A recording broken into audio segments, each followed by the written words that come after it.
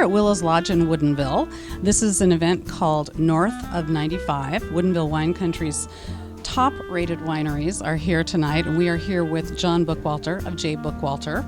He has a winery in Tri-Cities. Has been there for how many years, John? Since 1983. 1983, and you are second generation.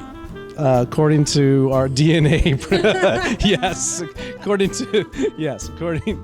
That's what I've heard. That's what you've heard. Yeah, okay. My dad told me that. I was second generation. Okay, well, your dad started it. You got involved after you'd had a long career in beverage. Yeah, beverage sales and management, yep. And then you were one of the first ones to come over from Eastern Washington, open up a tasting room in Woodinville. What year was that? August of 2008.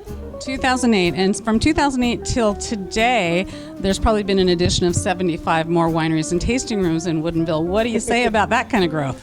You know, I think it's great. I think, competition is good and healthy, and we call it co-opetition. So I think it's wonderful. The more the merrier. Bring them on. Co-opetition, I like that. I haven't heard that before. That's fun. So tonight, this is really an event based on wineries that are wines that have scores of 95 and above from the Wine Spectator, the Wine Enthusiast, and the Wine Advocate. And the Wine Advocate. So tonight, you're pouring 2 wines in here. Correct. Okay, so tell us a little bit about what you have. So I have Conflict, which is the Connerly Vineyard blend. It's 38% Merlot, Cabernet Sauvignon, 37 Merlot, and 25 Cabernet Franc. So that should add up to 100, but if it doesn't, I'm not good at math anyway, so there you go.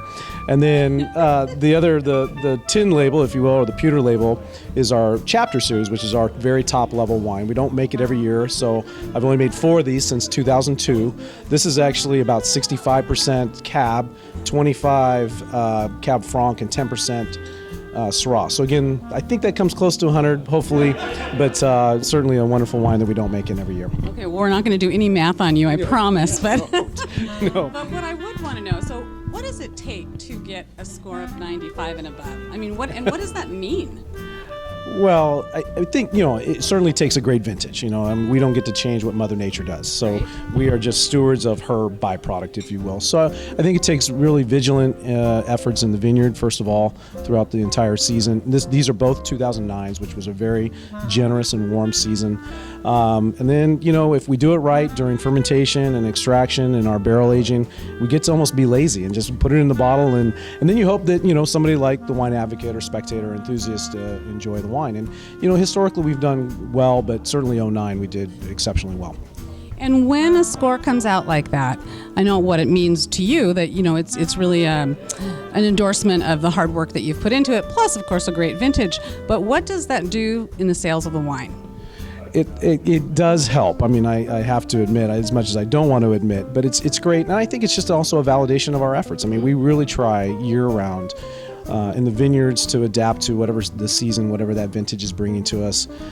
Certainly in the cellar, it's a 24-month process in the cellar. I mean, we're aging these for almost 24 months in oak barrels. So it's not just like we fall out of bed and make, very highly scored or rated wines.